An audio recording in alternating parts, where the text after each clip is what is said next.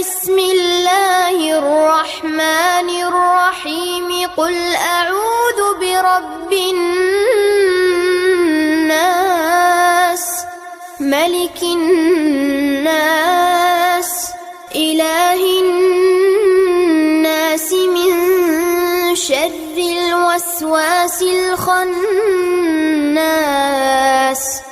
الذي يوسوس في صدور الناس من الجنة والناس. ورحمة الله وبركاته. கணியத்துக்குரிய எல்லாம் வல்ல அல்லாஹ்வின் நல்லடியார்களே, இந்த நல்லொழுக்க பயிற்சியில் நாம் அனைவரும் மார்க்க விஷயங்களை அறிந்து கொள்வதற்காக இந்த இடத்தில் ஒன்று கூடியிருக்கிறோம். அதில் ஒரு அமர்வாக நபி வழியில் தொழுகை பயிற்சி என்ற தலைப்பில் எனக்கு வழங்கப்பட்டிருக்கிறார்.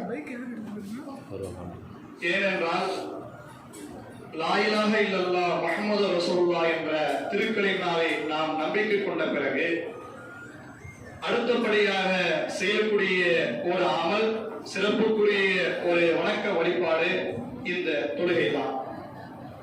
ஆனால் தொழுகையை நாம் எவ்வாறு தொழுவது, அந்த தொழுகையில் என்னென்ன காரியங்களை நாம் செய்யக்கூடாது என்பதை பெரும்பாலான மக்கள் அதை அறிந்து வைக்காத காரணமாக தன்னுடைய மனோ இச்சன் அடிப்படையில் அவருடைய வணக்க வழிபாடுகளை செய்யக்கூடிய ஒரு நிலையை நாம் பார்க்கிறோம்.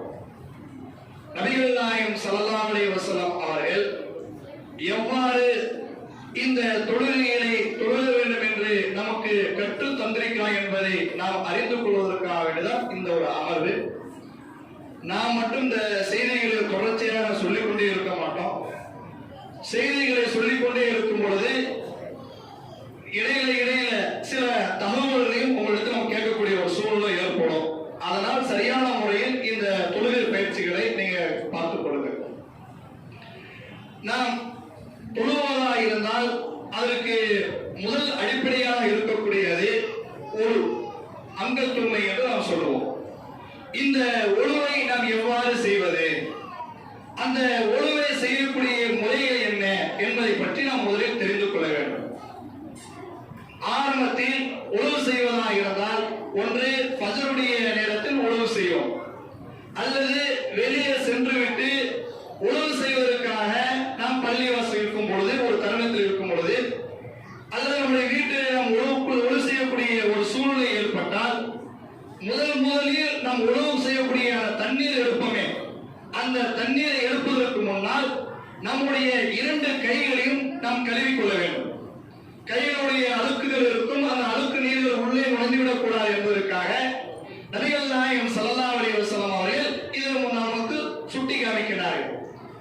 அப்படி உழவு செய்யும் பொழுது ஆரம்பத்தில் பிஸ்மில்லாஹிர் ரஹ்மானிர் ரஹீம் அல்லாஹ்வின் பெயரை சொல்லி உழவு செய்ய ஆரம்பிக்க வேண்டும்.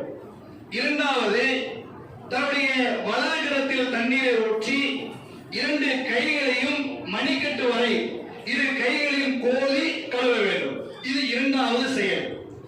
மூன்றாவது ஒரு செயல், வாய்க்கும் மூக்குக்கும் சேர்த்து நாம் உணவு செய்யும் பொழுது தண்ணீர் எடுத்து வாயையும் மூக்கையும் சேர்த்து தான் கழுவ வேண்டும்.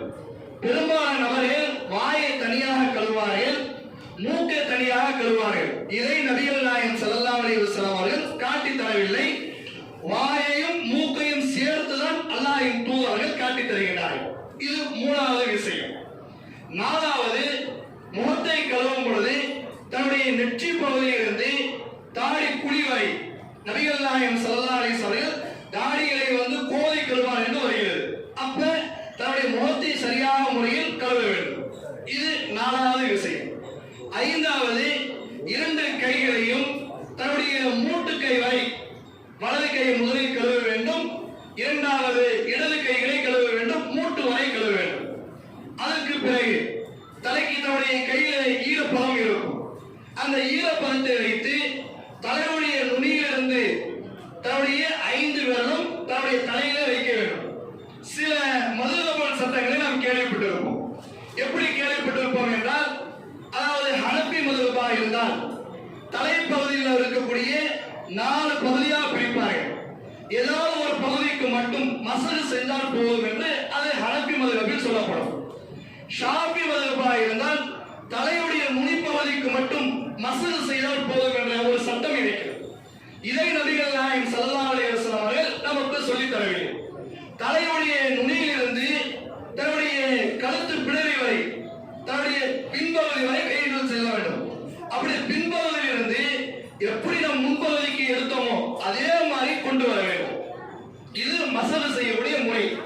காதுகளுக்கு தன்னுடைய ஆள்காட்டி விரல் இருக்கும். ஆள்காட்டி விரல் காதுடைய உள்பக்கம், தன்னுடைய கட்ட விரல் காதுடைய வெளிப்பக்கம். இது காதுகளுக்கு மசகு செய்யக்கூடிய முறை. அதன் பிறகு தன்னுடைய 2 கால்களையும் அந்த மூட்டு வரை அதற்கு மேல் பகுதி வரை கால்களை நல்லா கோதி கழுவ வேண்டும்.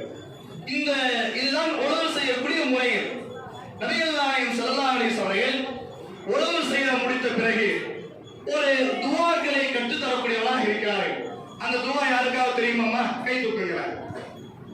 உழவு செய்த பிறகு நபிகள் நாயகம் ஸல்லல்லாஹு அலைஹி வஸல்லம் அவர்கள் ஒரு துஆக்களை கற்றுத் தருகிறார்கள்.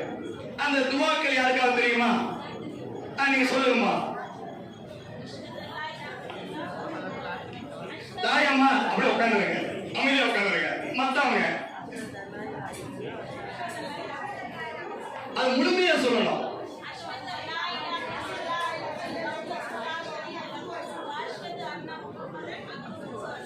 சரி, உங்களுக்கு அல்ஹம்துலில்லாஹ். ஆண்கள் செயல் உழவு செய்ய முடித்த பிறகு இந்த துஆவை ஓதணும். இந்த துஆவை ஓதினால் இறைவன் நமக்கு தரக்கூடிய பரிசு என்ன? முக்கியமாக இருக்கக்கூடிய ஒரு செய்தி. ஆண்கள் செய்தி யாராவது சொல்லலாம்?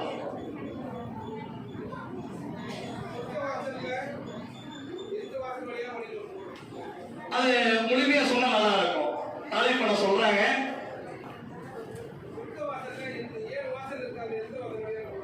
நரகத்திற்கு தான் 7 வாசல், சொர்க்கத்திற்கு என்ன எக்ஸ்ட்ரா ஒரு வாசல் கூட்டிங்க. அதாவது சொர்க்கத்திற்கு மொத்தம் 8 வாசல்கள். உழவு செய்த பிறகு இந்த துஆக்களை யாரெல்லாம் ஓதக்கூடியவராக இருக்கிறாரோ அவர் அந்த 8 வாசல்கள் தான் விரும்பிய வாசல் வழியாக சொர்க்கத்துக்கு உள்ளே நுழையலாம். இதை நபிகள் நாயகம் ஸல்லல்லாஹு அலைஹி வஸல்லம் நமக்கு சொல்லித் தரக்கூடிய ஒரு முறை. அதனால இந்த துஆக்களை பெரும்பாலான நபர்கள் ஓத மாட்டாங்க. இதை நீங்க ஓதிக்கொண்டால் இந்த ஒரு சிறப்பு அம்சத்தை இறைவன் நமக்கு வழங்கக்கூடியவராக இருக்கிறார். இது உழவு செய்யக்கூடிய முறை.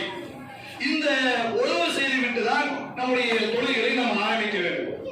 நாம் அஷ்ஹது அல்லா இலாஹ இல்லல்லாஹ் வஹ்தஹு லா ஷரீக லஹ் வ அஷ்ஹது அன்ன முஹம்மதன் அப்துஹு வ ரசூலுஹு. இந்த ஒரு முறையில் இருக்கு. அஷ்ஹது அல்லா இலாஹ இல்லல்லாஹ் வ அன்ன முஹம்மதன் அப்துஹு. இப்படி சொல்லக்கூடிய ஒரு வாசகம் இருக்கு. 2 விதம் இருக்கிறது.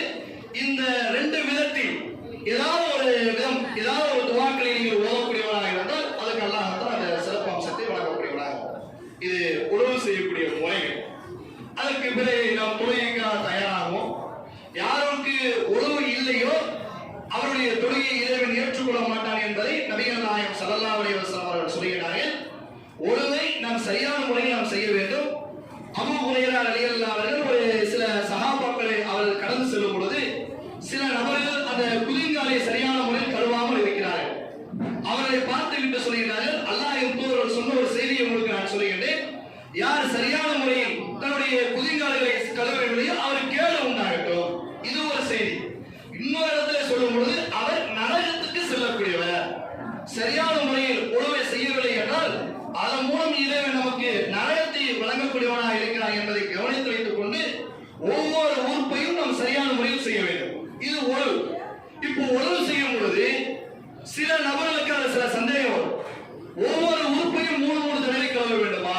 இப்படிதான் சில கேள்விகள் வரும். நம்ம கைகளை கழுவும் பொழுது 3 தடவை கழுவிக் கொள்ளலாம். அதற்கு பிறகு வாயும் மூக்கையும் நாம் சேர்த்து கழுவுகின்றோம். அதை 2 தடவையும் கழுவலாம், 3 தடவையும் கழுவலாம். ஒவ்வொரு உறுப்பையும் 3 தடவை கழுவலாம். உங்களுக்கு விருப்பமா இருந்தால் 2 தடவை கழுவலாம், விருப்பமா இருந்தால் 1 தடவை கழுவலாம். தண்ணீரை வீண்வரியம் செய்யாத அளவிற்கு நம்முடைய உழவுகளை நாம் அமைத்துக் கொள்ள வேண்டும். அல்லது ஒரே ஒரு உழவில் ஒரு ஃபர்ஸ்ட் தடவை செய்யும் போது 3 தடவை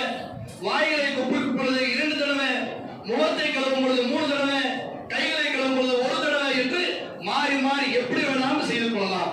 தலைக்கு மட்டும் மசாஜ் செய்யும் பொழுது 2 தடவை செய்ய வேண்டும். 2 தடவை செய்வதற்கு அனுமதி உண்டு. இது 1 தடவை, இது 1 தடவை, 2 தடவை செய்வதற்கு அனுமதி உண்டு. காதுகளுக்கு மட்டும் 1 தடவை மசாஜ் செய்ய வேண்டும். இது உழவு செய்யக்கூடிய முறை. அதை அதிகப்படுத்தி உழவு செய்வார்களே சில நபர்கள், கூடுதலாக நாம் செய்ய வேண்டும் என்பதற்காக 3 தடவைக்கு மேல 4 தடவை 5 தடவை உழவு செய்யக்கூடிய ஒரு முறையில் நாம் பார்ப்போம். இவர்களை பற்றி நபிகள் நாயகம் ஸல்லல்லாஹு அலைஹி வஸல்லம் அவர்கள் சொல்கிறார்கள், இவர் அநீதி இழைத்து விட்டார், இவர் அதிகபட்சமான செயல்களை செய்து விட்டார், வரம்பு மீறி விட்டார் என்று அவர்களை கடுமையாக அல்லாஹ்வின் தூதர் கண்டிக்கிறார். 3 தடவை தவிர அதிகப்படுத்தக்கூடாது. 2 தடவை செய்ய வேண்டும், அல்லது 3 தடவை செய்யலாம், அல்லது 1 தடவை செய்யலாம். இது உழவை செய்யக்கூடிய ஒரு முறை. இதுக்கு பிறகு உழவு முறிக்கக்கூடிய சில நிகழ்வுகள் இருக்கும். இந்த நிகழ்வுகள் நடந்து விட்டாலே உழவு முறிந்துவிடும். ஆனால் அது பெரும்பாலான நபர்கள் அதை உணராமல், நாம் இப்பொழுதுதான் உழவு செய்தமே, அந்த உழவோடு நாம் தொழுது கொள்ளலாம் என்று எண்ணிக்கொண்டு சில நபர்கள் உழவக்கூடிய ஒரு நிலையை நாம் பார்க்கலாம். அதாவது உழவு செய்த பிறகு மலம் ஜலம் கிடைத்தால் அவர்களுக்கு உழவு நீங்கிவிடும். உழவு செய்த பிறகு ஆழ்ந்த தூக்கம், அறையில் ஒரு தூக்கம் ஒன்று இருக்கிறது. ஆழ்ந்த தூக்கம் தூங்கினால் அவருக்கு உழவு நீங்கிவிடும். உழவு செய்த பிறகு ஒட்டுரை இறைச்சி அவர் சாப்பிடக்கூடியவராக இருந்தால் அவருக்கு உழவு நீங்கிவிடும். உழவு செய்த பிறகு இச்சையுடன் மர்ம உறுப்பை அவர் தொடரக்கூடியவராக இருந்தால் இவர்களுக்கு உழவு நீங்கிவிடும் என்பதை நபிகள் நாயகம் ஸல்லல்லாஹு அலைஹி வஸல்லம் அவர்கள் சொல்கிறார்கள். உழவு செய்த பிறகு இந்த நிகழ்வுகளில் ஏதாவது ஒன்று நடந்துவிட்டால் அவருடைய உழவு நீங்கிவிடும், அவர் மறுபடியும் உழவு செய்ய வேண்டும். இது உழவு செய்யக்கூடிய முறை. இப்ப தொழுகைக்காக தயாராகும். தொழுகைக்கு நாம் தயாராகும் பொழுது அது பள்ளிவாசலாக இருந்தாலும் சரி, அல்லது வீட்டில் இருக்கக்கூடிய பெண்களாக இருந்தாலும் சரி, பெண்கள் பெரும்பாலான நபர்கள் எப்படி எண்ணுவார்கள்னா, ஆண்களுக்கு தொழுகை தனி, பெண்களாக இருக்கக்கூடியவர்கள் எங்களுக்கு தொழுகை தனி என்று தொழுகையுடைய முறைகள் தனியாக இருக்கும் என்பதை அவர்கள் விலகிக் கொள்கிறார்கள். அந்த முறைகளை எப்படிமே தப்பு. ஆண்களாக இருந்தாலும் பெண்களாக இருந்தாலும் எல்லா நபர்களுக்கும் நபிகள் நாயகம் ஸல்லல்லாஹு அலைஹி வஸல்லம் அவர்கள் தொழக்கூடிய முறைகளில் ஒரே மாதிரியாக அவர்கள் காட்டித் தரக்கூடியவராக இருக்கிறார். அது முதலில், அதாவது தொழுகைக்காக தயாராகும் பொழுது நாம் தக்பீர் கட்டக்கூடியவராக இருக்கும். தக்பீர் கட்டும் பொழுது பெரும்பாலான நபர்கள் எப்படி தக்பீர் கட்டுவார்கள்? அதை குர்ஆனுடைய ஹதீஸ்களை நாம் தெரிந்து வைத்திருந்தாலும் தன்னுடைய கைகளை மூடிய வண்ணமாக இருப்பார், இப்படி வைப்பார். அல்லது காதுகளுக்கு மேலே இப்படி கைகளை உயர்த்துவார்கள், அல்லது தன்னுடைய நெஞ்சுக்கு மேலே இப்படி கைகளை உயர்த்துவார்கள். இது அனைத்தும் தப்பு. இது அனைத்தும் நாம் செய்யக்கூடாது. கைகளை உயர்த்துவதாக இருந்தால் 2 விதம். ஒன்று தோல் புஜம். தோல் புஜத்துக்கு நபிகள் நாயகம் ஸல்லல்லாஹு அலைஹி வஸல்லம் அவர்கள் கைகளை உயர்த்த சொல்லியிருக்கிறார்கள். இப்படி உயர்த்தலாம். அல்லது காலுடைய கீழ்ப்பகுதி இதற்கு நேராக தன்னுடைய 2 கைகளை உயர்த்துவதற்கு அல்லாஹ்வின் தூதர்கள் நமக்கு அனுமதி வழங்குகிறார். இப்படி நாம் செய்ய வேண்டும். கைகளை உயர்த்தும் பொழுது நம்முடைய வெள்ளை பகுதி கிப்லாவை முன்னோக்கி இருக்க வேண்டும். சில நபர்கள் இப்படி கைகளை மடக்கி இருப்பார்கள். இப்படி மடக்கி இருப்பதற்கு அனுமதி இல்லை. கைகள் நேராக இருக்க வேண்டும். நம்முடைய வெள்ளை பகுதி கிப்லாவை முன்னோக்கி இருக்க வேண்டும். இவ்வாறுதான் ஒன்று இப்படி கைகளை உயர்த்த வேண்டும், அல்லது இப்படி உயர்த்த வேண்டும். இது கைகளை உயர்த்தக்கூடிய முறை. இது தக்பீர் தஹ்ரீமா என்று சொல்வார்கள், ஆரம்ப தக்பீர். இந்த கைகளை உயர்த்திய பிறகு அதற்கு அல்லாஹ் அக்பர் என்று சொல்லி தன்னுடைய நெஞ்சு மீது கைகளை கட்ட வேண்டும். அதாவது தொப்புளை கீழே கைகளை கட்டுவார்கள். அது பலவீனமான ஒரு செய்தி. அப்துல் ரஹ்மான் இப்னு கூஃபி அல் இஸ்மாயில் சொல்லக்கூடிய ஒரு நபர் அறிவிக்கிறார், வருகிறார். அவர் பலவீனமாக இருக்கக்கூடிய ஒரு தோழர், ஒரு நபர். அதனால் அந்த செய்திகளை நாம் விட்டுவிட வேண்டும். எப்படி நபிகள் நாயகம் ஸல்லல்லாஹு அலைஹி வஸல்லம் நமக்கு கைகளை கட்டியிருக்கிறார்கள், அந்த வழிமுறையை பார்க்க வேண்டும். கைகளை உயர்த்தி நெஞ்சு மீது கைகளை கட்ட வேண்டும். நெஞ்சு மீது கைகளை கட்ட சொன்னால் பெரும்பாலானவர் எப்படி கட்டுவார்கள் என்றால், நெஞ்சில் தான் கை வைக்கணும்னு சொல்லி நெஞ்சை விட்டு கை கீழே இறங்கிடும். நம்முடைய நெஞ்சு குழியில நெஞ்சுன்னு சொல்லுவாங்க. அதனுடைய கீழ்ப்பகுதி வந்து விட்டால் அது நெஞ்சு பகுதியே கிடையாது. அது தன்னுடைய வயிறு பகுதிக்கு மேலே இருக்கிறோம். இப்படி சில நபர்கள் தன்னுடைய கைகளை கட்டுவார்கள். இது தவறு. நெஞ்சு மீது கைகளை கட்ட வேண்டும். நெஞ்சு மீது கைகளை கட்டும் பொழுது 2 விதமாக கைகளை கட்டுவதற்கு அனுமதி ஒன்று தன்னுடைய உள்ளங்கை, வலது உள்ளங்கை இருக்கிறது, இது வலது உள்ளங்கையை இடது மூட்டு, இந்த இடது மூட்டின் மீது கைகளை வைக்க வேண்டும். அதாவது இடது மூட்டு மீது கையை வைக்க வேண்டும், இந்த முன்கை மீது கையை வைக்க வேண்டும், இந்த குடங்கை மீது கைகளை வைக்க வேண்டும். இப்படி வைப்பதற்கு அனுமதி உண்டு. இது ஒரு முறை. இரண்டாவது ஒரு முறை, தன்னுடைய குடங்கை இருக்கிறது, இந்த குடங்கை மீது கைகளை வைப்பதற்கு நமக்கு அனுமதி உண்டு. ஒன்னே கைகளை வைக்கலாம் அல்லது அந்த குடங்களை பிடித்துக் கொள்ளலாம். இப்படி கைகளை வைக்கலாம் அல்லது இதை பிடித்துக் கொள்ளலாம். இந்த இரண்டு முறையை தவிர இன்னும் இரண்டு முறைகளை நம்மளுடைய மக்கள் செய்வார்கள். அது தவறு. இப்படி முன் கையை வைப்பாங்க, இந்த நுனி கையை இப்படி வச்சிருப்பாங்க. இதை நபிகள் நாயகம் ஸல்லல்லாஹு அலைஹி வஸல்லம் காட்டி தர வேண்டும். இரண்டாவது, இந்த மூட்டையை இப்படி பிடிச்சிட்டு இருக்கக்கூடிய நபரெல்லாம் நம்ம பார்க்கலாம். இப்படி மூட்டையை, அதாவது மூட்டையை பிடிப்பாங்க அல்லது மூட்டைக்கு மேல இருக்கக்கூடிய இந்த பகுதியில பிடிப்பாங்க. இதை இரண்டையும் நபிகள் நாயகம் ஸல்லல்லாஹு அலைஹி வஸல்லம் காட்டி தரவில்லை. முன்கையை பிடிக்கலாம் அல்லது தன்னுடைய குடங்கையை பிடித்துக் கொள்ளலாம் அல்லது வைக்கலாம். இந்த இரண்டு முறைதான் நபிகள் நாயகம் ஸல்லல்லாஹு அலைஹி வஸல்லம் காட்டி தந்த ஒரு வழிமுறை. இப்ப தக்பீர் கட்டிட்டோம். தக்பீர் கட்டிய பிறகு அது இமாமாக இருந்தாலும், பின்னால் இருக்கக்கூடிய மாமூலாக இருந்தாலும், தனிநபராக இருந்தாலும், யாராக இருந்தாலும் ஒரு துவாவை நபிகள் நாயகம் ஸல்லல்லாஹு அலைஹி வஸல்லம் அவர்கள் கற்றுத் தந்திருக்கிறார்கள். ஆண்கள் செய்த அந்த துவா யாருக்காவது தெரியுமா? இரண்டு துவாவை அல்லாஹ்வின் தூதர் கற்றுத் தருகிறார். அந்த இரண்டுல ஏதாவது ஒரு துவா. ஓகே. அல்லாஹும்ம வாய் பைனி வ பைன, இது எல்லாத்துக்கும் தெரியும், முழுமையா சொல்ல தேவையில்லை, நேரம் இல்லாத குறையால். இந்த துவாவை நபிகள் நாயகம் ஸல்லல்லாஹு அலைஹி வஸல்லம் கற்றுத் தருகிறார். அதே போல பெண்கள் செய்து இன்னொரு துவாவையும் நபிகள் நாயகம் ஸல்லல்லாஹு அலைஹி வஸல்லம் கற்றுத் தந்திருக்கிறார்கள். அது மிக பெரிய ஒரு துவாவா இருக்கும். அந்த பெரிய துவா முழுமையா சொல்ல வேண்டாம், அதோடைய ஆரம்பம் மட்டும் சொல்லுங்க. அந்த செய்தி பலவீனமான செய்தி, சுப்ஹானக அல்லாஹும்ம என்று ஆரம்பிக்கக்கூடிய செய்தி பலவீனமான செய்தி. இதை நபிகள் நாயகம் ஸல்லல்லாஹு அலைஹி வஸல்லம் கற்றுத் தர வேண்டும். பெண்கள் செய்தி வஜ்ஹது வஜ்ஹில் இல்லாஹி ஃபதர ஸமாவாதி வல் அர்து என்று சொல்லக்கூடிய ஒரு துவா. இந்த துவா இது பெரும்பாலான யாரும் ஓத மாட்டாங்க, ரொம்ப பெருசா இருக்காது, இது ஓத மாட்டாங்க. அல்லாஹ் ஃபதர ஸமாவாதி வல் அர்து, இதை எல்லாருமே தன்னுடைய மனதிற்குள் ஓத வேண்டும். இதுக்கு பிறகு அலம் சூரா, அது ஒவ்வொரு நபர்களும், அதாவது சப்தமிட்டு ஓதக்கூடிய துவாவா இருந்தால் இமாம் சப்தமிட்டு ஓதுவார், பின்னால் இருக்கக்கூடிய மாமுன்கள் நாம் எதையும் ஓதக்கூடாது, அதை செவிதாரத்தை கேட்க வேண்டும்.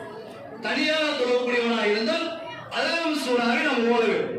அலம் சூரா ஓதும் பொழுது இரண்டு விதம் இருக்கிறது. அதுல ஒன்று பிஸ்மில்லாஹிர் ரஹ்மானிர் ரஹீம் நாம் சொல்லுவோம், அதை சப்தமிட்டு சொல்லிவிட்டு அல்ஹம்துலில்லாஹி ரப்பில் ஆலமீன் என்ற சப்தமிட்டு ஓதக்கூடிய ஒரு நிலை இருக்கிறது. இது இமாமாக இருக்கும் பொழுது. அல்லது பிஸ்மில்லாஹிர் ரஹ்மானிர் ரஹீம் மௌனமாக சொல்லிவிட்டு அல்ஹம்துலில்லாஹி ரப்பில் ஆலமீன் என்று அவர்கள் அந்த அல்ஹம் சூராவை சத்தமாக ஓதக்கூடியவராக இருப்பார்கள். ஆக மொத்தம் அந்த சூராவை ஓதும் பொழுது பிஸ்மில்லாஹிர் ரஹ்மானிர் ரஹீம் ஓத வேண்டும். நபிகள் நாயகம் ஸல்லல்லாஹு அலைஹி வஸல்லம் சொல்கிறார்கள், யாருக்கு அந்த அல்ஹம் சூரா ஓதி தொழுகை நடத்தக்கூடாதோ தொழுகவில்லையோ அவருடைய தொழுகையை ஏற்றுக்கொள்ளப்படாது என்பதையும் அல்லாஹ்வின் தூதர்கள் சொல்கிறார்கள். அதனால் அல்ஹம் சூரா என்பது ஒரு முக்கியமாக இருக்கக்கூடிய ஒரு நிகழ்வு. இரண்டாவது, அல்ஹம் சூராவுக்கு பிறகு துணை சூரா ஓதுவோம். இப்ப இஷாவுடைய 4 ரக்காயத்து வரும் என்று வைத்துக் கொள்வோம். 4 ரக்காயத்துல முதல் ரக்காயத்து அல்ஹம் சூரா ஓதுவோம். அந்த அல்ஹம் சூராவுக்கு ஒரு துணை சூரா ஓதுவோம். துணை சூரா ஓதுவது கொஞ்சம் ஒரு நீளமான ஒரு சூறாவா இருக்கும். உதாரணமாக சொல்வதா இருந்தால் குல் யா அய்யுல் காஃபிரூன் இந்த சூறாவை ஓதிவிட்டோம். அந்த இஷாவுடைய 2வது ரக்காயத்து இருக்கு, அல்ஹம் சூரா ஓதுவோம். 2வது ரக்காயத்துக்கு துணை சூரா ஓதும் பொழுது வல்லுஹா வல்லைல் ஓதக்கூடாது. ஏன்னா முதல் ரக்காயத்தை விட 2வது ரக்காயத்தில் ஓதக்கூடிய துணை சூரா என்பது குறுகலாக இருக்கணும், சிறியதாக இருக்கணும். குல் யா அய்யுல் காஃபிரூன் என்று ஓதலாம் என்றால் அதை விட சின்ன சூறாக இருக்கக்கூடிய குல் ஹுவல்லாஹு அஹத் என்று சொல்லக்கூடிய ஒரு சூறா தான் ஓத வேண்டும். 3வது ரக்காயத்திற்கும் 4வது ரக்காயத்துக்கும் துணை சூறா என்பது கட்டாயம் இல்லை, விரும்பினால் ஓதிக்கலாம். ஆனால் அல்ஹம் சூரா என்பது கட்டாயம். இது ஒரு கூடுதலாக விளங்குவதற்காக வேண்டியதான் இஷாவுடைய தொழுகையை உங்களுக்கு நினைவுபடுத்துகிறேன். இது நிற்கும் பொழுது இப்ப துணை சூறா ஓதியாச்சு.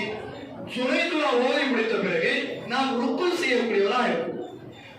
செல்லும் பொழுது அதே போல முதல் ரக்காயத்திற்கு ஆரம்பத்தில் எவ்வாறு நம் கைகளை உயர்த்தமோ, அதாவது தொழுபுத்தத்துக்கு நேரா அல்லது தன்னுடைய காலுடைய கீழ்ப்பகுதிக்கு நேரா எவ்வாறு கைகளை உயர்த்தினோமோ அதே போல கைகளை உயர்த்தி தன்னுடைய 2 மூட்டு கால்களை பிடிக்க வேண்டும். இவங்க செய்வாங்க பாருங்க. நான் குனிஞ்சு செஞ்சேன்னா உங்களுக்கு அந்த சவுண்ட் சத்தமா வராது. இப்படி செய்யணும். கைகளை உயர்த்தி 2 மூட்டு காலம் பிடிப்பார்கள். 2 மூட்டு காலம் பிடிக்கும் பொழுது பெரும்பாலான நபர்கள் இந்த தொடை மீது கையில வைப்பார்கள். இதுவும் தப்பு. அல்லது மூட்டை விட கீழ்ப்பகுதியில அந்த இடத்துல கையில வைத்திருப்பார்கள். இரண்டையும் நபிகள் நாயகம் ஸல்லல்லாஹு அலைஹி வஸல்லம் தடை செய்கிறார்கள். நமக்கு சொல்லிக் கொடுத்த முறைகள் என்பது மூட்டு காலை பிடிக்கணும். இரண்டாவது, சில நபர்கள் இந்த பின்பகுதி இருக்கிறது அது லூசா வச்சிருப்பாங்க. லூசா வைக்கிறேன் இப்படி நிற்பாங்க. இப்படியும் நிற்க கூடாது.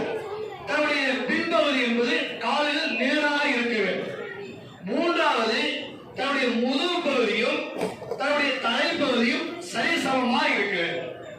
இதான் ருக்கு செய்யக்கூடிய முறை.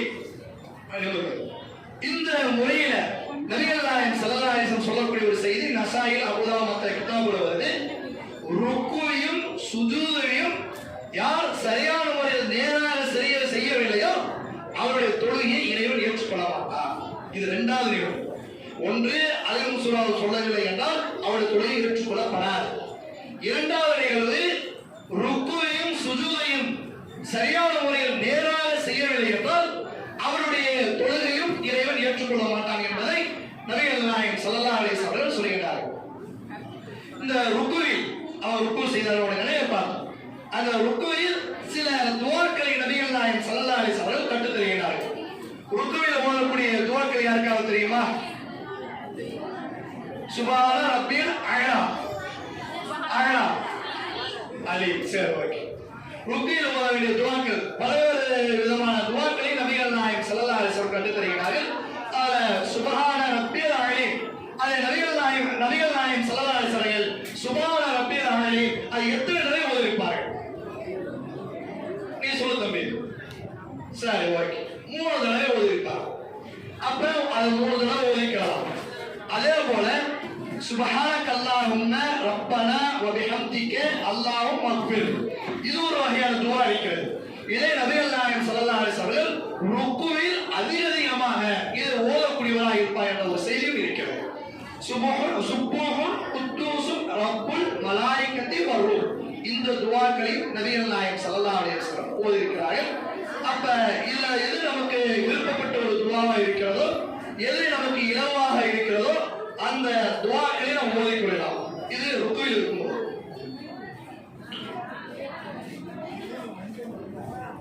இதை கூட நீங்க நிப்பாட்டிட்டு முடிச்ச பிறகு நீங்க சொல்லி கொடுக்கலாம். எனக்கு தெரிஞ்ச வரைக்கும் எனக்கு ஒரு வணக்க வழிபாடு உள்ள ஒரு விஷயம்.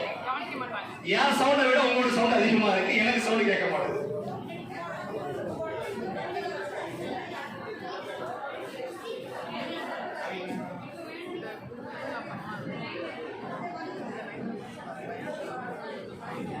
பயான் என்பது அது செவி சேர்க்க மட்டும்தான். இது ஒரு பார்வையில இருந்தால் மட்டும்தான் செய்திகளை சரியான முறையில் உன்னிப்பாக கவனிக்க முடியும். அதுக்காக ஒரு தகவல் சொன்னேன். ஆனா கரெக்டா டிவி வந்தது இதை போய் வேணாம்னு சொல்லிட்டாங்க, திட்டாதீங்க யாருமே.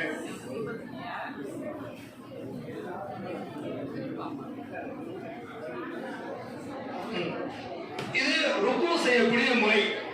அந்த ருக்கையில சுப்ஹான ரப்பில் அலி, சுப்ஹானக அல்லாஹும்ம ரப்பனா, சுப்ஹூன் குத்தூஸ், இப்படி பல்வேறு விதமான துஆக்களை நபிகள் நாயகம் ஸல்லல்லாஹு அலைஹி வஸல்லம் கற்றுத் தருகிறார். ருக்குவிலிருந்து எழுந்திருக்கும் பொழுது சமி அல்லாஹு லிமன் ஹமீதா, இந்த ஒரு வாசகத்தை நாம் சொல்லுவோம். சமி அல்லாஹு லிமன் ஹமீதா என்று சொல்லும் பொழுது தன்னுடைய கைகளை அதே போல ஒன்று தோள் புஜத்துக்கு நேரா கைகளை உயர்த்த வேண்டும், அல்லது காதோடைய கீழ்ப்பகுதிக்கு நேரா தன்னுடைய கைகளை உயர்த்தி நிமிர வேண்டும். ருக்கு செய்கிறோம், சமி அல்லாஹு லிமன் ஹமீதா, இப்படி கைகளை உயர்த்தி தன்னுடைய 2 கைகளையும் நேராக கொண்டு வந்து நிப்பாட்ட வேண்டும். சில நபர்கள் அந்த வெளிநாட்டுக்கு சென்று வந்த சில நபர்களை கவனிக்கும் பொழுது ருக்குவுக்கு பிறகு தன்னுடைய 2 கைகளையும் நெஞ்சு மீது வைப்பார்கள், அல்லது 2 கைகளும் இப்படி கட்டிக்கொண்டு நிற்கக்கூடிய ஒரு முறை இருக்கிறது. இதற்கு ஆதாரபூர்வமான எவ்வித செய்திகளும் கிடையாது. நபிகள் நாயகம் ஸல்லல்லாஹு அலைஹி வஸல்லம் தன்னுடைய ஒவ்வொரு உறுப்புகளையும் அந்தந்த பகுதிக்கு செல்லக்கூடிய அளவிற்கு நிற்பார் என்றும் சொல்லப்படுகிறது. அப்ப நிற்கும் பொழுது தன்னுடைய கைகளை நேராக நின்று நிற்க வேண்டும். சமிஅல்லாஹு லிமன் ஹமீதா சொன்ன பிறகு ஒரு துஆக்களை பின்னால் இருக்கக்கூடியவர்களுக்கு கற்றுத் தருகிறார். அது என்ன துஆ யாருக்காவது தெரியுமா? ரப்பனா லக்கல் ஹம்து. அதாவது ஜமாத்தா இருக்கும் பொழுது ரப்பனா லக்கல் ஹம்து மட்டும் நாம் சொன்னா போதும். தனியாக தொழும் பொழுது சமிஅல்லாஹு லிமன் ஹமீதா என்று சொல்லிவிட்டு ரப்பனா லக்கல் ஹம்து, அல்லாஹும்ம ரப்பனா லக்கல் ஹம்து, அல்லாஹும்ம ரப்பனா வலக்கல் ஹம்து, ரப்பனா வலக்கல் ஹம்து, இந்த 4 விதமான துஆ மட்டும்தான் அல்லாஹ்வின் தூதர் கற்றுத் தருகிறார். இந்த துஆவை ஓதினால் நமக்கு ஒரு கூடுதல் ஒரு நன்மை இருக்கு. அந்த நன்மையை பற்றி யாருக்காவது தெரியுமா? சரி, ஓகே, நானே சொல்லுவேன். அதாவது அல்ஹம் சூரா ஓதும் பொழுது பின்னால் இருக்கக்கூடிய மாமூன்கள் ஆமீன் என்ற ஒரு வார்த்தையை நாம் சொல்லுவோம். இதுக்கு என்ன நன்மை என்று யாருக்கு தெரிஞ்சிருக்கீங்களா?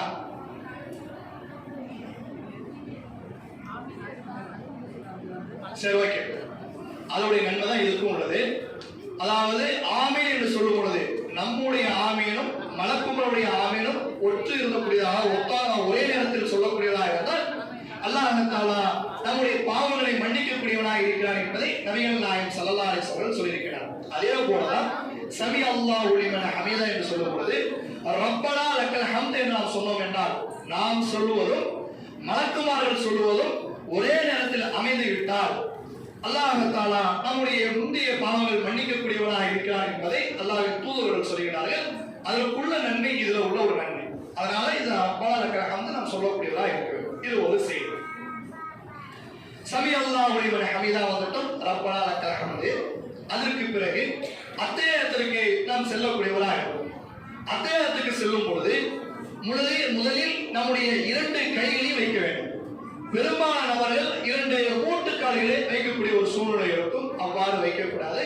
2 கைகளையும் வைக்க வேண்டும். இரண்டாவது தன்னுடைய 2 மூட்டுகளையும் வைக்க வேண்டும். கைகளை வைக்கணும். இரண்டாவது 2 மூட்டுகளை வைக்கணும். மூன்றாவது தன்னுடைய முகம் என்று சொல்லப்படும் பொழுது தன்னுடைய நெற்றியும் தன்னுடைய மூக்கு பகுதியும் சேர்ந்து தரையில் பட வேண்டும். இதுதான் சஜிதாவுக்கு செல்லக்கூடிய ஒரு முறை. அப்படி சஜிதாவுக்கு சென்ற பிறகு அதுல சில ஒழுங்குகளை வைக்கிறது. சரி, சஜிதாவுக்கு செல்லக்கூடிய முறை அவன் செய்வாங்க மட்டும் அதை மட்டும் பாருங்க. ஃபர்ஸ்ட் கை, 2 கால்கள், தன்னுடைய முகம், அவருடைய நெற்றி, இதுதான் வைக்கக்கூடிய முறை. இந்த முறையில சில சட்டங்களை வைக்கிறது. என்ன செய்வாங்கன்னா பெரும்பாலான நபர்கள் இந்த கை தொடையில படுதுல சஜிதா செய்யும் பொழுது கையில் தொடையில படும் மாதிரி சில நபர்கள் வைப்பார்கள். இது தவறு. இதை நபிகள் நாயகம் ஸல்லல்லாஹு அலைஹி வஸல்லம் செய்யவில்லை. 1. 2வது வயிறு படம் இருக்கு. வயிறு அவங்களுடைய வயிறு உலகை கொண்டு வந்தது. கை இப்படி படுத்து இப்படி படுங்க. அவங்களுடைய வயிறு தொடையில படக்கூடிய அளவிற்கு சில பேர் படுப்பாங்க. இதையும் நபிகள் நாயகம் ஸல்லல்லாஹு அலைஹி வஸல்லம் தடை செய்கிறார்.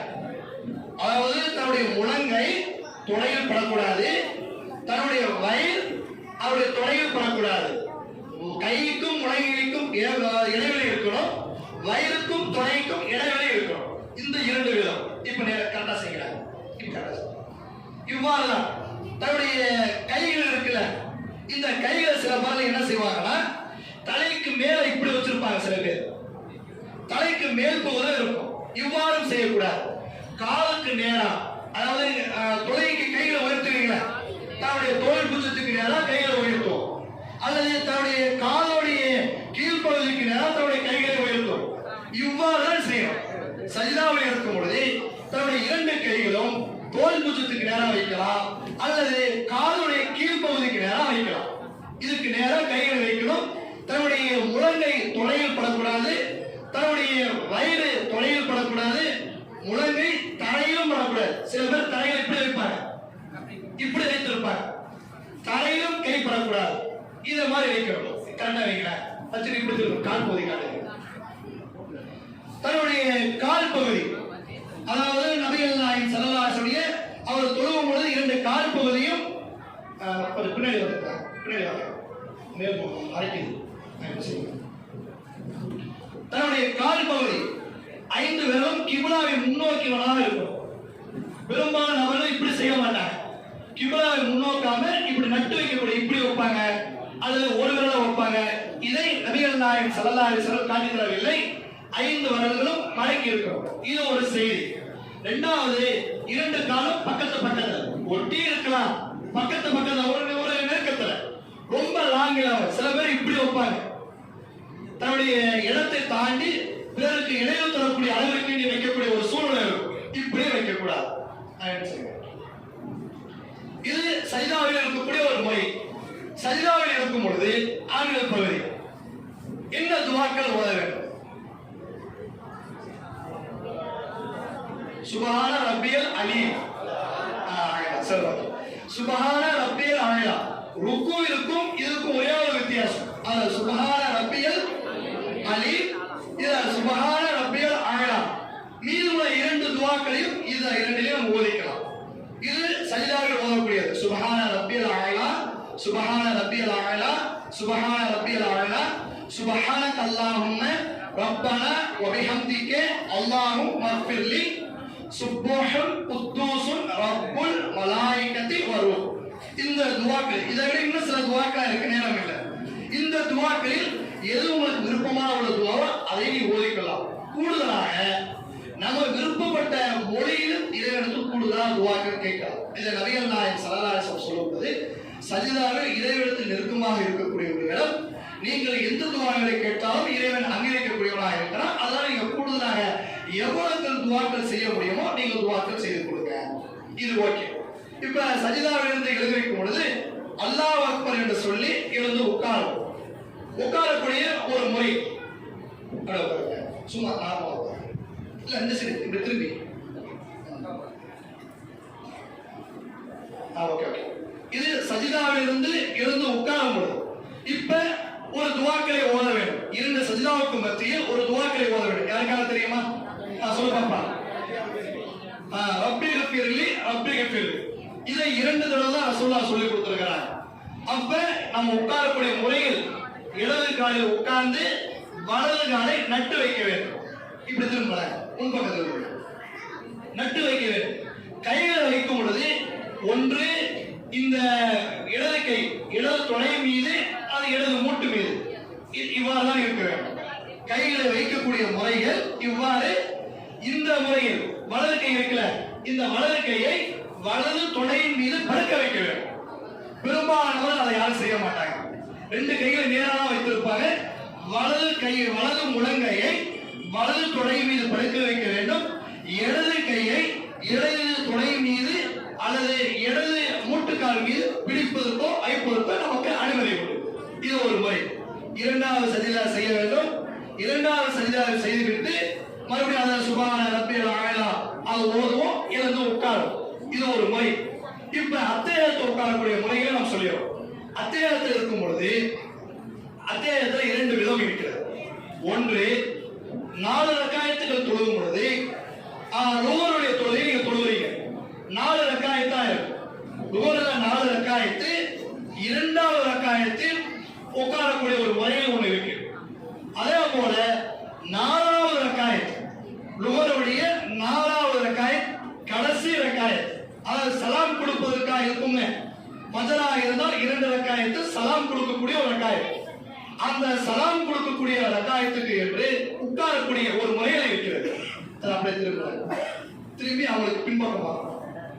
2வது ரக்காயத், அதாவது லுஹருடைய 2வது ரக்காயத். லுஹரை கணக்கு பண்ணாலே மகரிபு வந்துடும், கீழே விழுந்துருக்கு. லுஹரை கணக்கு பண்ணாலே அதே மகரிபு வந்துடும், அஸ்ர் வந்துடும், இஷா வந்துடும். ஃபஜ்ர் என்பது கடைசி ரக்காயத்துக்கு நீங்க எப்படி உட்காருவீர்களோ அதே போல ஃபஜ்ருடைய 2வது ரக்காயத் கடைசியில் உட்காரணும். இது 2வது ரக்காயத். 2வது ரக்காயத்தை உட்காரும் பொழுது இடது காலில் உட்கார்ந்து வலது காலை நட்டு வைக்க வேண்டும். நட்டு வைத்து அத்தையாத்து நம்ம ஓத வேண்டும். 2வது ரக்காயத்திற்கு இவ்வாறு உட்காரக்கூடிய முறைகள். இது 2வது ரக்காயத். இதே கடைசி ரக்காயத் சலாம் கொடுப்பதற்காக இருக்கக்கூடிய ஒரு ரக்காயத் இருக்கும். அதாவது லுஹருடைய 4வது ரக்காயத், அஸருடைய 4வது ரக்காயத், மக்ரிபுடைய 3வது ரக்காயத், இஷாவுடைய 4வது ரக்காயத், ஃபஜ்ருடைய 2வது ரக்காயத், கடைசி ரக்காயத். அந்த கடைசி ரக்காயத்தில் உட்காரக்கூடிய முறை இப்போ உட்காருங்க. கடைசி ரக்காயத்தில் உட்காரும் பொழுது நம்முடைய இருப்பை தரையில வைக்கணும், வலது காலை நட்டு வைக்கணும், நம்முடைய இடது காலை வலது காலுக்கு இடையில் நாம் விட வேண்டும், வலது காலுக்கு இடையில நம்முடைய இடது காலை விட வேண்டும். தரையில உட்காரணும், வலது காலை நட்டு வைக்கணும், இடது காலை அது இருக்கக்கூடிய கேப் இடையில் அதை சொல்லி வைக்கணும். இதான் உட்காரக்கூடிய முறை. 4வது ரக்காயத், அதாவது எந்த ரக்காயத்தெல்லாம் நீங்கள் சலாம் கொடுக்கக்கூடியவரா இருக்கிறீர்களோ அந்த ரக்காயத்திற்கு இது உட்காரக்கூடிய முறைகள். இப்படி திரும்பி எடுக்கணும், இது உட்காரக்கூடிய முறை. அதுக்கு இப்படி முன்னாடி கடைசி ரக்காயத்தை உட்கார மாதிரி உட்காரு. இப்ப விரல் அசைப்பு இருக்கக்கூடிய முறை. விரல் அசைக்கும் பொழுது தன்னுடைய இடது கைகளுக்கு நம்ம சொல்லியாச்சு, இடது கையை நேராக வைத்திருக்கணும். ஆனா எந்த ஒரு சோடும் இருக்கக்கூடாது, வளைஞ்சு இருக்கக்கூடாது, நேராக ஒண்ணு தொடையை பிடிக்கணும் அல்லது முழங்காலை பிடிக்கணும். இரண்டாவது தன்னுடைய வலது கையை வலது தொடை மீது படுக்க வைக்கணும். வலது தொடை மீது படுக்க வைத்து கடைசி 2 விரலை மடக்கி அதாவது நடு விரலும் கட்ட விரலும் ஒன்றாக மடக்கி தன்னுடைய ஆள்காட்டு விரலால் ஒரு நிதானமாக அசைக்கணும். சில பேர் வேகமாக அசைப்பாங்க, ரொம்ப சுலபமாக அசைப்பாங்க. எந்த முறையிலும் ரசூலுல்லாஹ் சொல்லித் தரவில்லை. பொதுவாக தொழுகையை பற்றி நபிகள் நாயகம் ஸல்லல்லாஹு அலைஹி வஸல்லம் சொல்லும் பொழுது ஒரு நிதானத்தை கடைபிடின்னு சொல்றாங்க. அந்த செய்தியை வைத்து பார்க்கும்போது ஒரு நிதானமாக பொறுமையாக விரலை அசைக்கலாம். இவங்க விரலை அசைக்கக்கூடிய முறைகளை பாருங்க, விரலை அசைக்கிறார். இவ்வளவுதான் நிதானமாக விரலை அசைக்கும் பொழுது இவருடைய பார்வை இந்த விரல் மீது தான் இருக்கும். அத்தகையத்தில் இருக்கும் பொழுது பெரும்பாலான முறையில் நேர இமாம பார்த்துக்கிட்டு இருப்பாங்க அல்லது மேற்கு திசையை பார்த்துட்டு இருப்பாங்க. ஒண்ணு ஆரம்பத்தில் அல்லாஹ் அக்பர் என்று தக்பீர் கட்டி இருக்கிறோமே, அல்லது சூரா துணை சூரா ஓதுவோமே, அப்பொழுதுதான் நேரா பார்ப்பதற்கு நமக்கு அனுமதி உண்டு. அல்லது கீழே பார்க்கலாம், நேரா பார்க்கலாம்.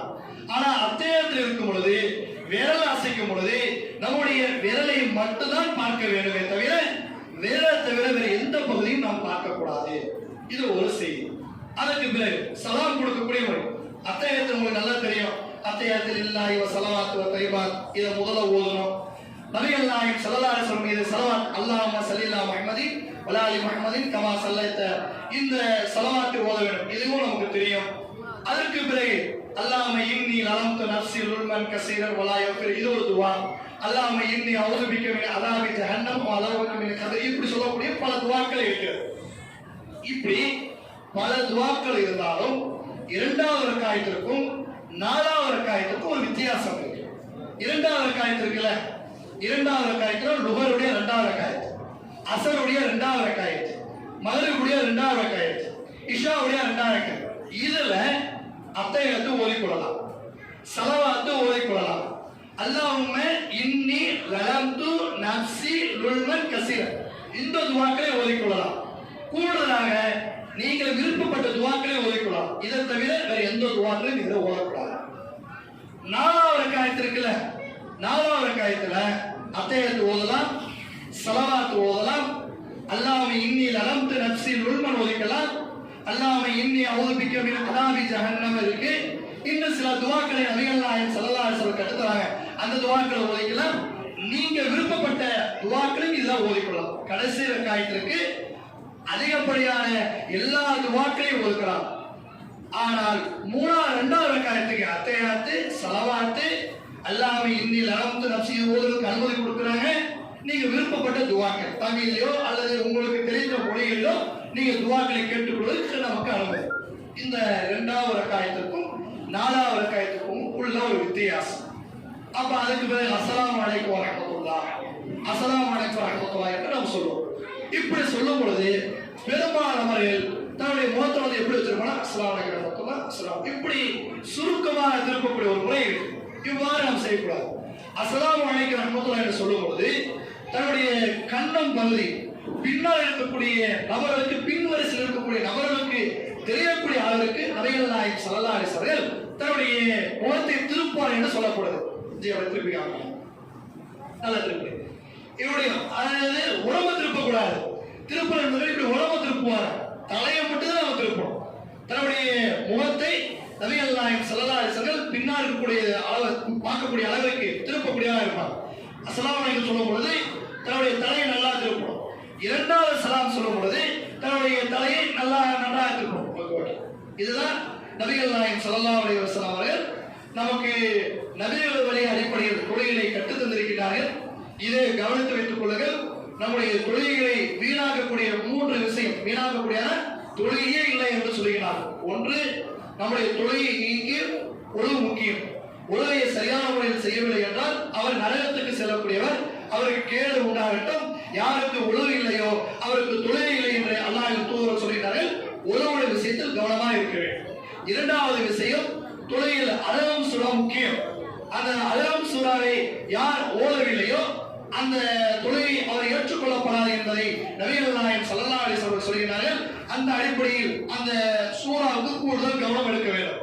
மூணாவது சொல்கிறார்கள், ருக்குவையும் சுஜூதையும் சரியான முறையில் யார் செய்யவில்லையோ அவர்களுக்கு தொழுகை இல்லை என்பதை நபிகள் நாயகம் ஸல்லல்லாஹு அலைஹி வஸல்லம் சொல்கிறார்கள்.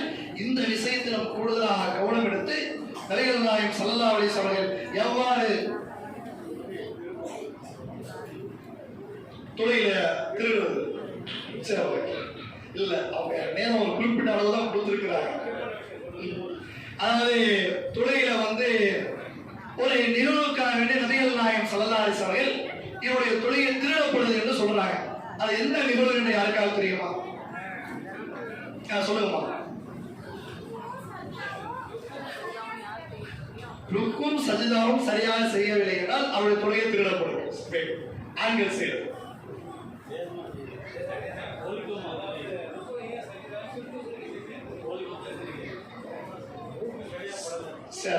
இல்ல, மூக்குன்னு வரல, பொதுவா அந்த வழக்கங்களை வேகமா செய்யக்கூடிய செயலுக்கு சொல்லக்கூடிய ஒரு வார்த்தை. அதுலயே ஒண்ணு ரைட்டு, நீங்க சொல்ற ரைட்டு தான். அதாவது ருக்கு வேகமா செய்வாங்க, அது ஸ்பீடாக போவாங்க, எழுந்திருக்கும் போது வேகமா எழுந்திருப்பாங்க, சஜிதாவை வேகமா போவாங்க, வேகமாக எழுந்திருப்பாங்க. அதாவது ஒரு நிதானம் இல்லாமல், தொழுகை என்பது ஒரு நிதானத்தோடு செய்ய வேண்டியது. நிதானம் இல்லாமல் செய்யக்கூடிய ஒரு செயலுக்கு நபிகள் நாயகம் ஸல்லல்லாஹு அலைஹி வஸல்லம் இது திருடக்கூடியது என்று ஒரு செயல். அதாவது கோழி குத்துவதை கூட சொல்றாங்க, வேக வேகமா செய்யக்கூடிய ஒரு செயலுக்கு சொல்லக்கூடிய ஒரு நிகழ்வு.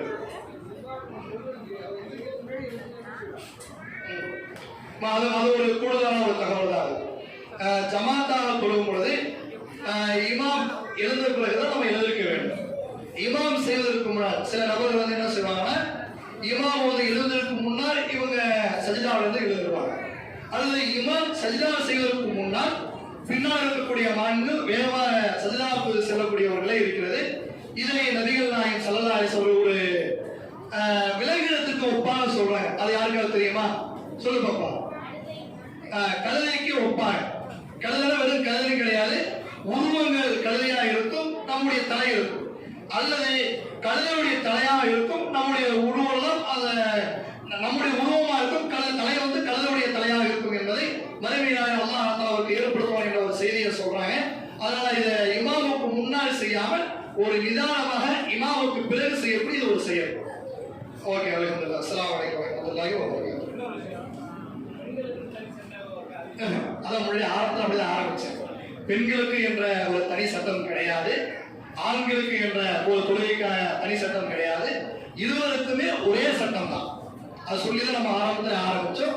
பெண்களா இருக்கக்கூடியவர்கள் தனக்கு என்ற ஒரு தனி சட்டம் இருக்கு என்பதை யாரும் விலகிக் கொள்ளக்கூடாது. நபிகள் நாயகம் ஸல்லல்லாஹு அலைஹி வஸல்லம் ஆண்களுக்கும் பெண்களுக்கும் ஒரே மாதிரியாக தான் இந்த தொழுகையுடைய பயிற்சிகளை நமக்கு அவர்கள் கற்றுத் தந்திருக்கிறார்கள். இந்த அடிப்படையில் நம்ம தொழக்கூடிய முறை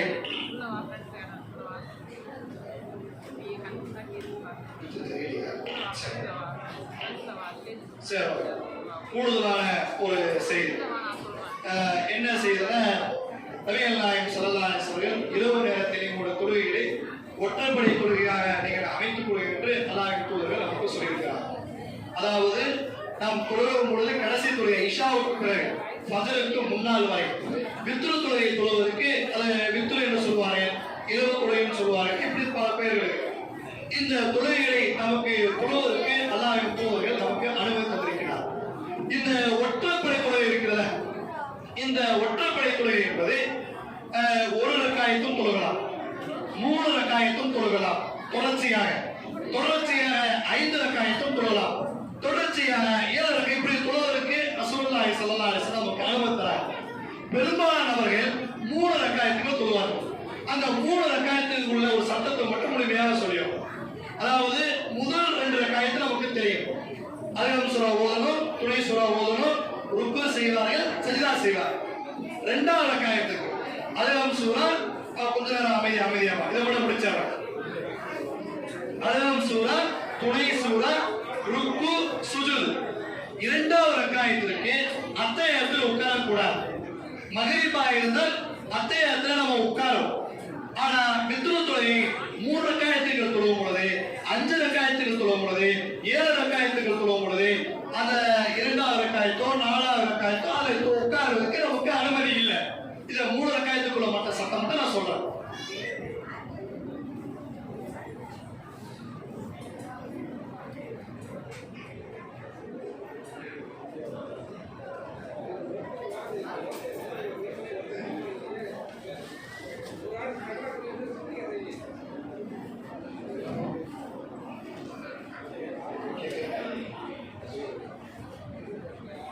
இரண்டாவது ரக்காயத்துல அத்தஹியாத்தில் உட்காரக்கூடாது.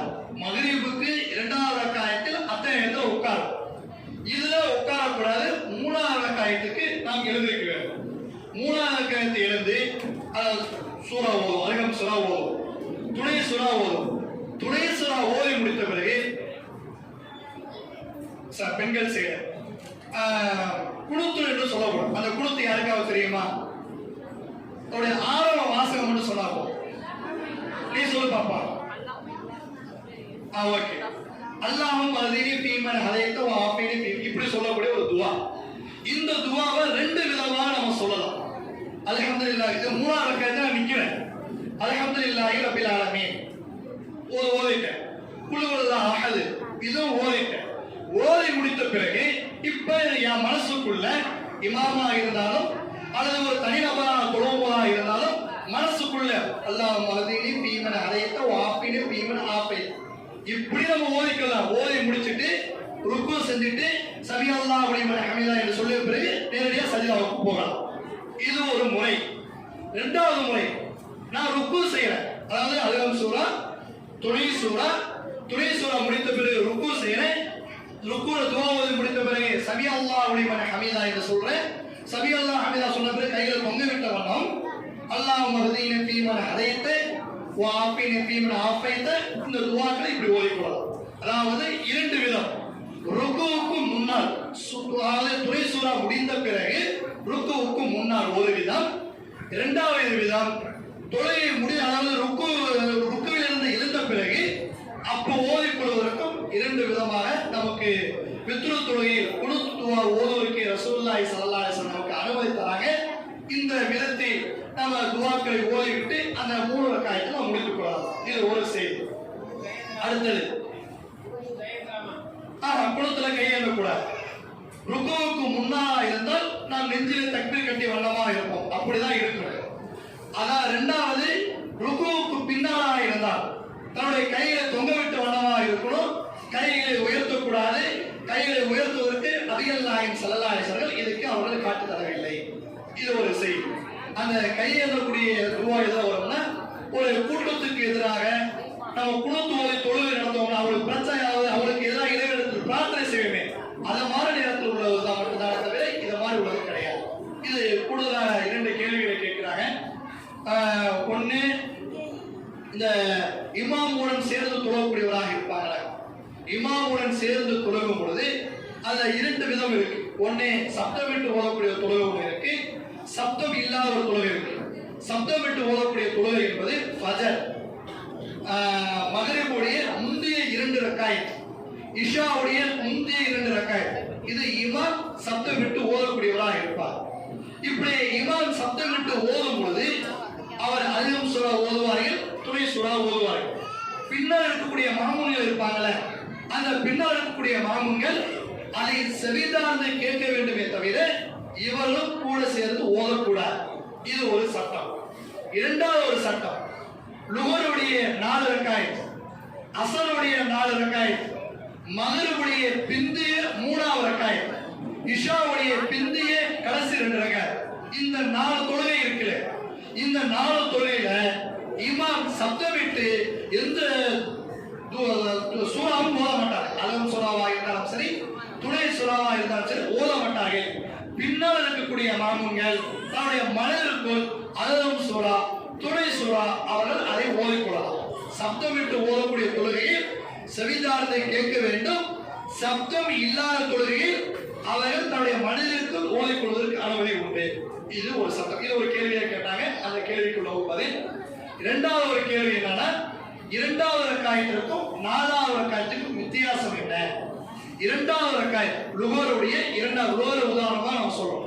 லுகருடைய 2வது ரக்காயத்துக்கு தன்னுடைய இடது காலில் உட்கார்ந்து வலது காலை நட்டு வைக்க வேண்டும். 1.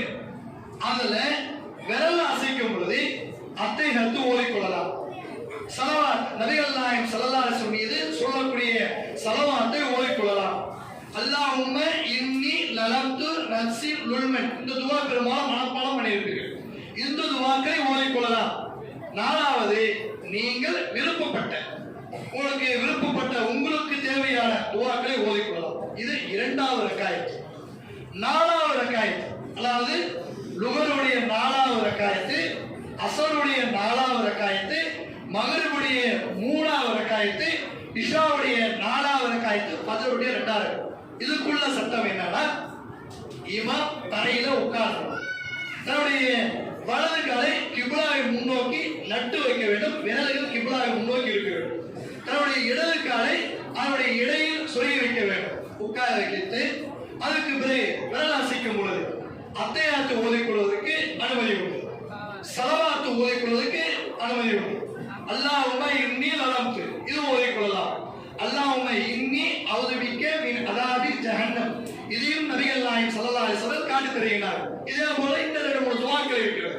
அதை எல்லாத்தையும் உங்களால் ஓத முடிந்தால் அனைத்தும் ஓதிக்கொள்ளலாம். ஓதி முடித்த பிறகு உங்களுக்கு விரும்பிய துஆக்களை நீங்கள் ஓதிக்கொள்ளலாம். இது 2வது ரக்காயத்திற்கும் 4வது ரக்காயத்திற்கும் உள்ள ஒரு வித்தியாசம். அவ்வளவுதான். அது டைம் ஆயிட்டு ஒரு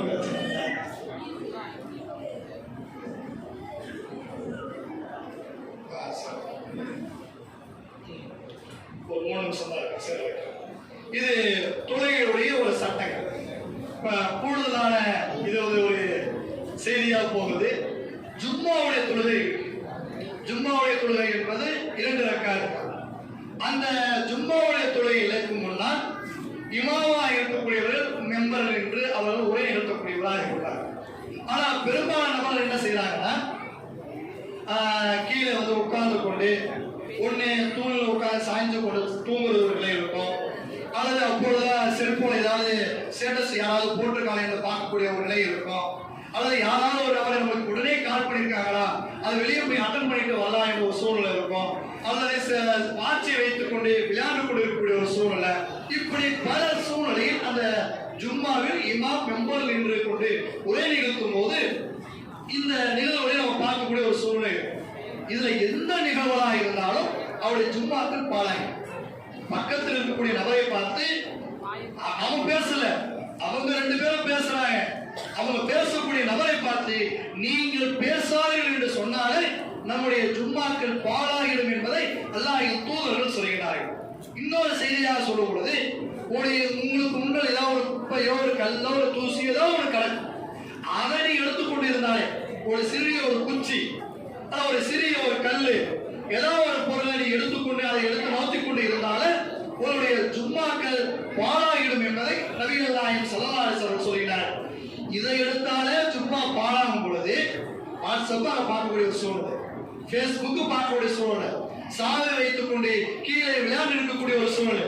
சின்ன பிள்ளைங்க விளையாடுவாங்க, அவங்களுக்கு ஜும்மாவே கடமை இல்லை, அவங்களை நம்ம கேர் பண்ணவே கூடாது. அவங்களை பார்த்து கொண்டு நம்முடைய ஜும்மாக்களை வீணாக்கக்கூடிய ஒரு நிலை நம்மிடத்தில் இருக்கிறது. அல்லது ஜும்மாவில் உரை எடுத்துக் கொண்டிருக்கும் பொழுது நான் பக்க இடத்தில் பார்த்து சலாம் தான் சொன்ன, வேற ஒன்றும் இல்லை அப்படி நினைக்கிறான். அந்த சலாம் சொன்னாலே நம்முடைய தொழிலை பாழாவிடும் என்பதை கவனித்து வைத்துக் கொண்டு இதே போன்ற எந்த நிகழ்வும் அதில் இருக்கக்கூடாது. நாம் வந்தோமா, உழவு செய்துட்டு வந்தோமா, 2 ரக்காயத்துக்கு தொழுதோமா, இமாம் சொல்லக்கூடிய அந்த தகவலை மட்டும் நாம் செவிதாழ்ந்து கேட்கக்கூடியவராக இருக்க வேண்டும். பக்கத்தில் உள்ள நபருக்கு நாம் இடைவெளியாக இருந்தால் முன்னாடி பின்னாடி அப்படி நகர்ந்து உட்கார்ந்து கொள்ளாமே தவிர வேற எந்த நிகழ்வையும் நாம் செய்யக்கூடாது என்பதை கவனத்தை வைத்துக் கொள்ளுங்கள். நம்முடைய தொழில்களை வீணாக்கக்கூடிய எந்த காரியங்களையும் நாம் செய்துவிடக்கூடாது.